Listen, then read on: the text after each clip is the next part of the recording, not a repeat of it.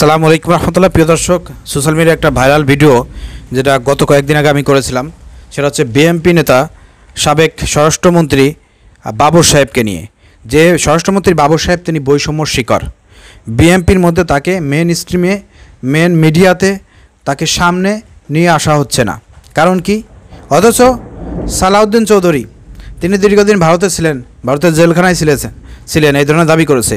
কিন্তু আসলে আমরা তার যতগুলো ইনফরমেশন পেয়েছি, যতগুলো ছবি পেয়েছি, সব কিছু দেখে মনে হচ্ছে তিনি রাজার হলেই ছিলেন ওইখানে। তো যাই হোক, কিন্তু এই সালাউদ্দিন চৌধুরীকে সামনে নিয়ে আসা হয়েছে, মেন স্ট্রিমে নিয়ে আসা হয়েছে। এখন মনে হচ্ছে যে তারেক জিয়া, জিয়াউর রহমান, খালেদা জিয়ার পরিবার থেকে বিএনপি এখন আলাদা হয়ে ভারতের প্রেসক্রিপশনে এই সালাউদ্দিন চৌধুরীর কথাই চলতেছে। এবং সালাউদ্দিন চৌধুরী সে সব জায়গাতেই আজকে ফোকাস আছেন এবং তিনি বক্তব্য দিচ্ছেন, সব কিছু তিনিই বলতেছেন বিএনপির পক্ষ থেকে। তো আসলে বিএনপি থেকে এই জিয়া পরিবারকে আলাদা করার একটা ষড়যন্ত্র চলতেছে কিনা এ বিষয়ে কিন্তু বিএনপির নেতাকর্মী যারা আছেন সজাগ দৃষ্টি রাখেন। এখন আমি আপনাদের উদ্দেশ্যে বলতে চাই যে স্বরাষ্ট্রমন্ত্রী লুৎফুজ্জামান বাবর ভাই এত জনপ্রিয় একজন ব্যক্তি, ভারতের আধিপত্যের বিরুদ্ধে বাবর হোসেন যেভাবে তৎপরতা ছিল এবং তৎপর, তিনি জেল থেকে বেরোনোর পরেই বলেছেন ভারতের আধিপত্যবাদ এটা মেনে নেওয়া হবে না। তো সেই ভারতের আধিপত্যবাদ বিরোধী নেতা, জনপ্রিয় নেতাকে আজকে কেন বিএনপি সামনে আনতেছে না? এর কারণটা কি? এ বিষয়ে আমি বলেছিলাম যে এটা একটি চক্রান্ত, এটা ভারতকে খুশি করার জন্য করা হচ্ছে। ভারত নাখুশ হবে, ভারত অখুশি হবে, এই জন্য বাবরকে সাইডে সরে রাখা হচ্ছে এবং ভারতের প্রেসক্রিপশনে বিএনপি বাবরকে সাইডে রাখতেছে। ঠিক আছে? অনেকেই আমার সেই পোস্টের কমেন্টে বলেছেন যে ভাই আপনি ঠিক বলেছেন, আমরা চাই বাবর সাহেব যেহেতু এখন তিনি আল্লাহওয়ালা মানুষ হয়ে গেছেন, মাথায় টুপি দেন, নামাজ কালাম পড়েন, মোটামুটি ইসলামের পথে চলে এসেছেন, ইসলামিক কথাবার্তা বলেন, তার আর বিএনপি করার কোনো উচিত হবে না, সে জামাত ইসলাম করুক। অসংখ্য ভাই কমেন্ট করেছেন যে বাবর ভাইয়ের উচিত জামাত ইসলাম করা। আমিও বাবর ভাইকে বলতে চাই, ভাই আল্লাহর জমিনে আর দিন প্রতিষ্ঠার জন্য কাজ করতে হবে।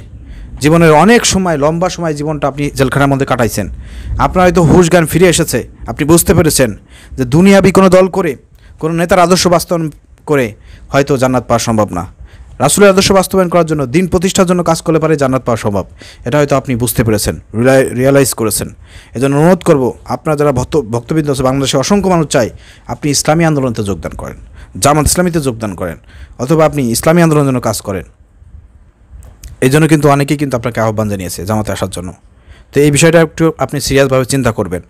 বিএনপি আসলে একটি ধর্মনিরপেক্ষতা দল, তারা ইসলাম প্রতিষ্ঠার জন্য কাজ করে না, তারা জিয়ার আদর্শ বাস্তবায়নের জন্য কাজ করে।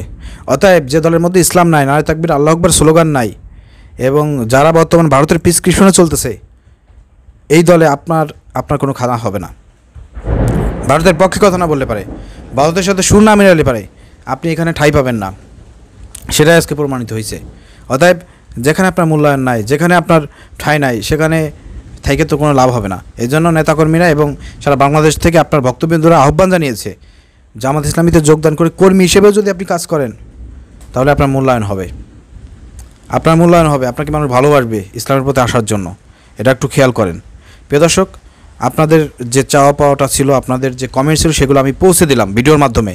যে লুৎফুজ্জামান বাবর ভাই কি বেশিরভাগ কমেন্ট, হাজার হাজার মানুষ বলেছে যে ভাই আপনার এখন জামাত ইসলাম করা দরকার। আমি আহ্বান জানাবো লুৎফুজ্জামান বাবর ভাইকে, আজকের ভিডিওতে আপনারা প্রচুর পরিমাণ শেয়ার করবেন, লক্ষ লক্ষ মানুষের কাছে পৌঁছায় দেবেন যে হ্যাঁ, আমরা আহ্বান জানাচ্ছি লুৎফুজ্জামান বাবর ভাইকে, আপনি এখন ইসলামিক মাইন্ডের একজন মানুষ, ইসলামিক পথে আসেন, ইসলামের পথে চলে আসেন পরিপূর্ণভাবে।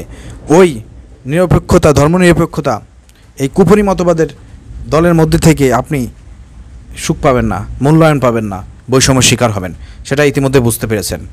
যে দল ভারতের প্রেসক্রিপশনে চলে, এই দলের মধ্যে আপনি মূল্যায়ন পাবেন না, কারণ আপনি একজন ভারত আগ্রাসন বিরোধী একজন নেতা।